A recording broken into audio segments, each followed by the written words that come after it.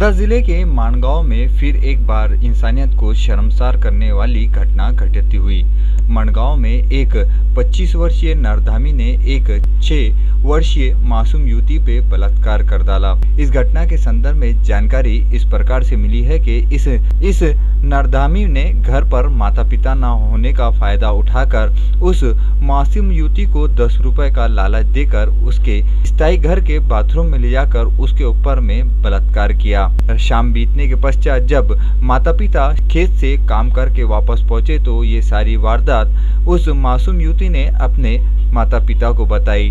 घटना सुनते ही माता पिता के पैरों तले से जमीन ही खिसक गई। बिना समय बर्बाद किए तुरंत ही माता पिता ने उस मासूम युवती को लिजाकर हिंगनघाट पुलिस स्टेशन में जबानी तकरार दाखिल कराई और इस नरधामी आरोपी का नाम विठल नामदेव बावने उम्र 25 वर्ष है। पुलिस ने तुरंत ही इस संदर्भ में आरोपी विठल नामदेव बावने की तलाश करते हुए उसे हिरासत में लिया एवं उसके खिलाफ धारा 376 AB पू 504, 506 सहकलम 4 पोस्को के अंतर्गत गुना दर्ज किया है। आगे इस मामले की जांच पुलिस उप निरीक्षक परमेश्वर आग से कर रहे हैं। इस घटना के चलते माणगांव में विविध प्रकार की चर्चाओं का बाजार गर्म था और फिर से एक बार वर्धा जिले के मांडवा गांव में इंसानियत को शर्मसार करने वाले इस नरधामी विठल नामदेव बावने ने आखिर इंसानियत को ही कलंकित कर डाला।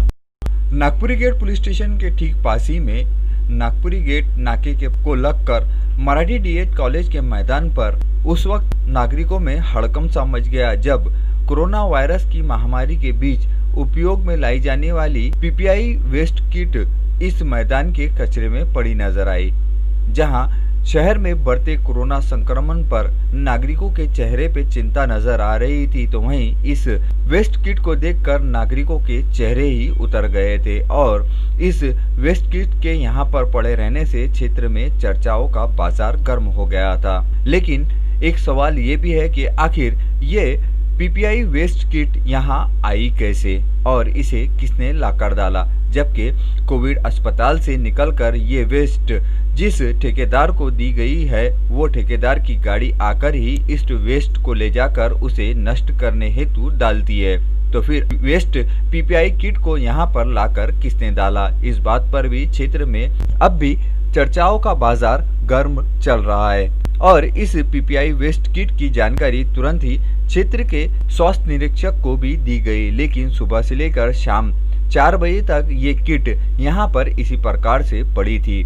लेकिन क्या इस किट के यहाँ पड़े रहने से कोरोना का संक्रमण नहीं बढ़ेगा, ऐसे भी सवाल नागरिकों में उठ रहे थे। और इस सब के बीच में जहां अनेकों कोरोना योद्धा अपनी सेवा देकर बढ़ते कोरोना संक्रमित मरीजों की सेवा दे रहे हैं, उनकी इन सेवाओं में लगने वाली ये पीपीआई किट के यहाँ पहुँचने पर भी सवाल उठाए जा रहे हैं और इस संदर्भ में महानगर पालिका की कार्य प्रणाली पर भी सवालिया निशान सा लग गया है। शासन एड़ी चोटी का जोर लगाकर बढ़ते कोरोना संक्रमण को रोकने की पुरजोर कोशिश कर रहा है तो वहीं कुछ अधिकारी कर्मी अनदेखी कर अपने काम में कोताही बरतते हुए प्रशासन की मेहनत पर पानी फेर रहे हैं, जिसका जीता जागता सबूत डीएड कॉलेज के पास खुले मैदान में पड़ी ये वेस्ट पीपीआई किट के मिलने से साबित हो गया। वैसे तो पीपीआई किट को नष्ट करने के लिए जो गाइडलाइन तय की गई है उसके मुताबिक इसे नष्ट किया जाता है। पीपीआई किट धारण कर कोविड वार्ड में कोरोना बाधित मरीजों की सेवा में जुटे कोरोना योद्धा इस पीपीआई किट का इस्तेमाल करते हैं। उसके बाद इसे वेस्ट के रूप में नष्ट किया जाता है। ये पीपीआई किट सार्वजनिक अथवा कूड़े कचरे के ढेर पर फेंकने से संक्रमण बढ़ने की संभावना अधिक रहती है। ये मानते हुए पीपीआई किट का निर्मूलन सावधानी के साथ में किया जाता है, परंतु नागपुरी गेट के मराठी डीएड कॉलेज के मैदान पर बेवारस अवस्था में पीपीआई किट मिलने से प्रशासन की कार्य प्रणाली पर क्षेत्रवासियों द्वारा सवालिया निशान लगाया जा रहा है। समस्त क्षेत्रवासियों की मांग है कि आखिर ये वेस्ट पीपीआई किट इस जगह पर आई कैसे, इसकी गहनता से जांच करवाई जाए और दोषियों पर उचित कार्रवाई की जाए। कुदरत के अद्भुत नज़ारों में से एक नज़ारा हम आपको दिखा रहे हैं और ये नज़ारा है विभिन्न प्रकार के रंग बदलने वाले गिरगिट का। आपको बता दें कि गोंदिया तालुके के सड़क अर्जुनी नावेगांव राष्ट्रीय उद्यान के पास में नावेगांव नागझिरा टाइगर रिसोर्ट के बफर क्षेत्र में नावेगांव बांध के पास रोड क्रॉस करने के बाद में गाइड कैलाश लाड़े यह धाबे टेकड़ी से पौनी मार्ग पर जा रहे थे कि उसी दरमियान उनका ध्यान एकाएक ही इस अद्भुत रंग बदलने वाले गिरगिट के ऊपर आकर्षित हुआ और उन्होंने तुरंत ही इसे अपने कैमरे में कैद करना शुरू कर दिया। इस गिरगिट की विशेषता यह है कि ये विभिन्न परिस्थितियों के अनुसार अपना रंग बदलता है और अपने शिकार को इसी रंग बदलने के चलते वो तुरंत ही पकड़ लेता है। और ये गिरगिट श्रीलंका, भारत, दक्षिण एशिया के विभिन्न क्षेत्रों में पाया जाता है। ये गिरगिट की विभिन्न अद्भुत प्रजातियों में से एक प्रजाति है और कैलाश गाइड ने इस अद्भुत गिरगिट को पकड़कर जंगल के अंदर इसे ले जाकर सुरक्षित रूप से छोड़ा है। कोरोना वायरस का संक्रमण दिन ब दिन बढ़ता ही जा रहा है और ये संक्रमण अब अमरावती शहर से इस जिले भर सहित छोटे मोटे देहातों में भी पहुंच चुका है, जिसके चलते बडनेरा शहर को लगकर करीब 40 से 50 छोटे देहात है और इन देहातों से भी अनेकों मरीज मिल रहे हैं। लेकिन कुछ संदिग्ध मरीजों की जांच हेतु बडनेरा में अब तक कोई भी जांच सेंटर नहीं था, इसलिए बडनेरा के मोदी हॉस्पिटल को लगकर ट्रामा केयर सेंटर में कोविड-19 की लैब शुरू की गई है और इस लैब में रैपिड एंटीजन टेस्ट भी किया जाएगा, जिसके चलते और इस सेंटर में लगने वाली सभी आवश्यक सामग्री भी यहां पर उपलब्ध करवाई जा चुकी है। इस सेंटर में जो भी मरीज कोरोना की जांच कराने आएगा उसकी रिपोर्ट मात्र 20 से 30 मिनटों में आ जाएंगी और तुरंत ही पता चल जाएगा कि वो मरीज कोरोना संक्रमित है कि नहीं। यदि संक्रमित मरीज रहेगा तो रिपोर्ट जल्द मिलने के चलते उसका इलाज भी उतने जल्दी ही शुरू कर दिया जाएगा। साथ ही इस सेंटर पर स्वाट जैसे बीमारी की भी जांच की जाएगी। बडनेरा में शुरू हुए इस सेंटर के चलते अब नागरिकों को खासी सुविधा उपलब्ध होंगी, जिसके चलते बढ़ते कोरोना संक्रमण पर कहीं ना कहीं अंकुश लग पाएगा। इस लैब की जांच हेतु और इस लैब के शुरू होने के मौके पर महानगर पालिका आयुक्त प्रशांत रोड़े ने इस लैब का जायजा लिया और इस लैब पर नोडल अधिकारी के रूप में डॉक्टर विपिन सिंह को नियुक्त किया गया है तथा उनके साथ में 2 टेक्नीशियन, 1 हेल्पर, ऐसे कुल 4 लोगों का समावेश रहेगा जो यहां पर आने वाले मरीजों की जांच करेंगे। मनपा आयुक्त प्रशांत रोड़े के साथ में लैब में जायजा लेते समय वैद्यकीय आरोग्य अधिकारी doctor Vishal Kade, doctor Vikrant Rajurkar, doctor Firoz Khan, doctor Vaishali Motghare अधिकारी एवं कर्मचारी भी उपस्थित थे। और इस सेंटर पर मरीजों के लिए क्या क्या सुविधाएं दी जाएंगी, आइए जानते हैं डॉक्टर विपिन सिंह से।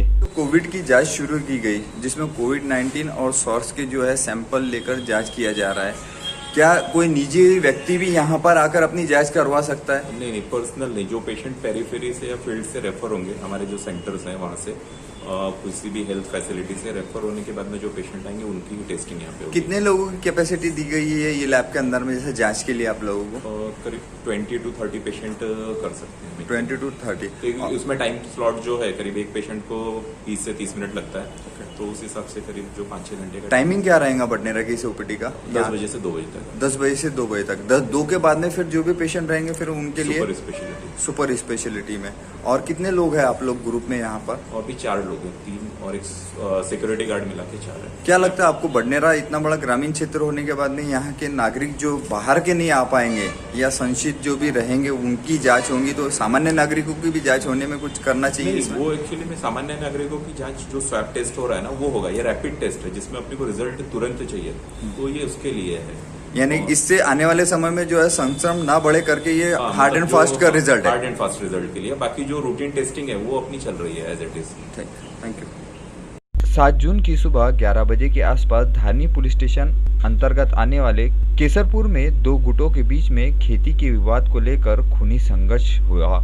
और इस खूनी वारदात में खेत में ही एक दूसरे पर हमला करते हुए एक गुट ने दूसरे गुट के एक 58 वर्षीय व्यक्ति को मौत के घाट उतार दिया। तो वहीं इस खूनी संघर्ष में 4 लोग गंभीर रूप से घायल हो गए तो और 8 लोगों को चोटें आई। इस खूनी संघर्ष में मरने वाले व्यक्ति का नाम जापुला बाबूलाल चिमोटे है, तो वहीं उन पर हमला करने वालों में श्यामलाल भूरिया सावलकर ये भी गंभीर रूप से घायल बताया गया है। खेती के विवाद में दोनों गुट आमने सामने ही एक दूसरे पे भिड़ गए थे, जिसके चलते ये मामला और गर्मा गया था और इस प्रकरण में मरने वाले व्यक्तियों पर हमला करने वालों में श्यामलाल सावलकर, रामलाल सावलकर, मौजीलाल सावलकर, बाबूलाल सावलकर, मोतीलाल सावलकर के साथ में कुल 15 आरोपियों के खिलाफ में मामला दर्ज किया गया था। केसरपुर के खूनी संघर्ष के संदर्भ में फिरियादी ने धारनी पुलिस स्टेशन में अपनी शिकायत भी दर्ज कराई थी और शिकायत के बाबत क्या संज्ञान लिया गया आइए जानते हैं। ये आपका फ्यूचर है वो जो मृतक है उनके कौन है आप? मूर्ति वगैरह हाँ, पिताजी है। कैसा झगड़ा हो गया आपका? हम लोग खेत में गए था, हाँ, मैंने जोड़ी लेके हमने बोला भाई हमारा ज़मीन है हम जोतेंगे। 7/12 किसके नाम का है? हमारे नाम पे है। किसके? झपला बाबूलाल चिमोटे संतोष। आपके पिताजी के? हाँ। तो कैसे मारे आपके पिताजी को? उसको मारे है क्या अपना पीछे भलम मारे है, हाँ, और सर पे कुल्हाड़ी मारा है। तो उनकी मृत्यु कहाँ पे हुई? जगह पे हो गया। जगह पे? हाँ। और अभी और किसको मारा गया? क्या मेरे काका है दोनों। अभी और मारे क्या? हाँ दोनों, एक अभी तो अमृत रेफर है एक अभी। आपने इसके पहले पुलिस में रिपोर्ट लिखाया था क्या? हाँ। कब लिखाया था? कल लिखाया था ना। और उसके पहले? और 16 तारीख से। 16 कब? पिछले महीने का? हाँ। तो फिर पुलिस की कुछ कार्रवाई हुई थी क्या? नहीं हुआ। आपको क्या लगता है, क्या आपको क्या न्याय मिलना चाहिए? हाँ, आपको क्या मिलना चाहिए न्याय इसमें? हमको न्याय होना है इसमें। क्या लगता है आपको? खेती का भी न्याय मिलने को ना, और जो मर गया उसका भी न्याय होना। इसमें गलती किसकी है? गलती उन लोगों की है। ऑलरेडी वो आदमी तीन कोर्ट से हारा हुआ है। वो आदमी ने हथियार चलाया। अच्छा, कोर्ट में भी आप लोग जीते हैं? हाँ, 3 एसडीओ कोर्ट भी है और वो अचलपुर कोर्ट भी और दीवानी कोर्ट भी, तीनों कोर्ट जीता है। जैसा कि आपने जाना कि केसरपुर के इस खूनी संघर्ष के बीच में धारनी पुलिस स्टेशन में 8 जून, 16 जून, 6 जुलाई को शिकायत भी दी गई थी, लेकिन इसमें मरने वाले व्यक्ति के परिवार का आरोप है कि यदि पुलिस प्रशासन ने इसे गंभीरता पूर्वक लिया होता तो आज ये घटना घटित नहीं हुई थी। और इसी संबंध में क्षेत्र के एक वरिष्ठ सामाजिक कार्यकर्ता ने भी इस केसरपुर के खेत विवाद को लेकर धारनी पुलिस स्टेशन के पुलिस निरीक्षक से भी इस संदर्भ में चर्चा की थी, किंतु उसका कुछ हल नहीं निकला। हल न निकलने के चलते आज एक व्यक्ति की जान जा चुकी है और 4 गंभीर रूप से घायल है। यदि समय रहते धारनी पुलिस स्टेशन द्वारा उचित कार्रवाई की गई होती तो आज ये दिन देखना नहीं पड़ता था। धारनी संभाग में केसरपुर के इस खूनी संघर्ष के संदर्भ में विभिन्न प्रकार की चर्चाओं का बाजार गर्म है और इस खूनी संघर्ष के संदर्भ में सभापति दयाराम काले ने पत्रकार परिषद में पुलिस द्वारा कार्रवाई न करने का आरोप भी लगाया और इस खूनी संघर्ष के संदर्भ में अमरोती के ग्रामीण पुलिस अधीक्षक डॉक्टर हरि बालाजी से भी इसकी जांच करवाने की मांग की गई है। जबकि धारनी संभाग में केसरपुर के इस खूनी संघर्ष का मामला ठंडा होता हुआ नजर नहीं आ रहा है। इस संदर्भ में भविष्य में भी और कुछ घटनाएं घटित होने की चर्चाएं क्षेत्रवासियों द्वारा धारनी संभाग में एवं केसरपुर में भी चल रही है। अब देखना यह है कि पुलिस प्रशासन इस घटना को रोकने हेतु किस प्रकार से कार्रवाई करता है। इस बात पर समस्त धारनी सहित केसरपुर वासियों की नजरें टिकी है। धारनी से सुलेमान मेमन की यह विशेष रिपोर्ट। कल जो केसरपुर में घटना हुई, ये घटना के बारे में मैं कम से कम 2 बार माननीय अपने पुलिस इंस्पेक्टर को निवेदन भी दिया, उनसे बार बार चर्चा भी किया कि वह जो केसरपुर में प्रकरण शुरू है खेती के बारे में वो बहुत गंभीर है और उसमें जान जाने की संभावना है, इसलिए आप उस प्रकरण में दखल दीजिए और उनको न्याय दीजिए। इस तरीके का बार बार उनको विनती करने के बाद भी उन्होंने किसी भी प्रकार का दखल लिया नहीं और दखल नहीं लेने के कारण आज जो मर्डर हुआ है ये उनकी लापरवाही के कारण हुआ है। और वो समय पे जाते थे और वहाँ पे उन काश्तकारों को समझाते थे, तो आज जो कल ये घटना हुई ये होती नहीं थी।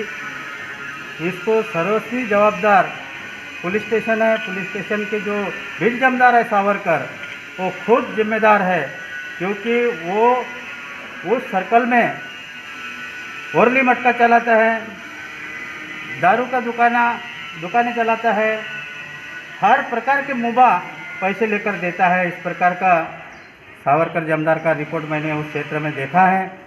इसलिए मैंने एसपी साहब को भी निवेदन दिया कि वह उन लोगों को प्रोटेक्शन देना चाहिए करके, लेकिन उनको प्रोटेक्शन मिला नहीं। आखिर कल पूरे हमलावरों ने उन पे हमला किया और उसमें से एक दवाखाने में एक्सपायर हुआ, एक अभी गंभीर रूप में अमरावती भेजा गया, अमरावती से नागपुर रेफर किया गया, वो भी बहुत गंभीर परिस्थिति में है। और 3-4 लोग धारनी उप जिला रुग्णालय में भर्ती है, उनका भी परिस्थिति गंभीर है। तो ये जो घटना हुई इसको सर्वस्वी जवाबदार पुलिस प्रशासन है। जिले की जुड़वा नगरी अचलपुर में कोरोना ने दस्तक दे दी है। अचलपुर शहर के बुंदेलपुरा में मुंबई से आए एक जवाई ने कोरोना को शहर में एंट्री दिलवा दी। यह व्यक्ति मुंबई से अपने ससुराल में आया है। इस व्यक्ति की उम्र 29 वर्ष है और आने के पश्चात उप जिला अस्पताल में उसकी जांच भी करवाई गई थी, जिसके बाद उप जिला अस्पताल से उसे अमरावती जिला सामान्य अस्पताल में भेजा गया था और 2 दिन तक रहने के बाद जांच करवाने के पश्चात 6 तारीख को इस व्यक्ति को वापस भिजवा दिया गया था। अचलपुर बुलंदपुरा आने के पश्चात 7 तारीख की शाम इस व्यक्ति की रिपोर्ट पॉजिटिव आने से अचलपुर में कोरोना ने अपना खाता खोल लिया। साथ ही परिसर में एकाएकी हलचल सी मच गई।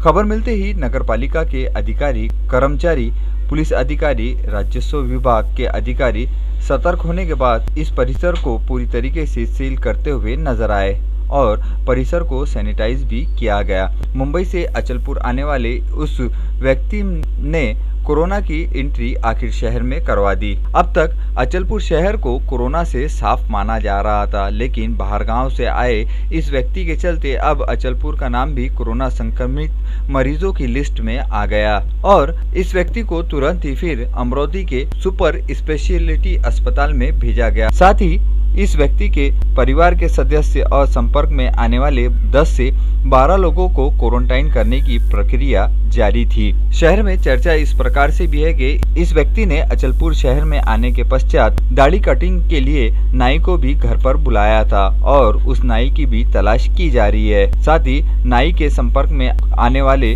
व्यक्तियों की भी तलाश की जा रही है। अचलपुर के बुलंदपुरा परिसर को पूरी तरीके से सील कर दिया गया है। राजस्व विभाग, नगरपालिका विभाग, पुलिस विभाग इस इलाके पे नजर बनाए रखे हुए है। अचलपुर से मोहम्मद अजहरुद्दीन की यह रिपोर्ट।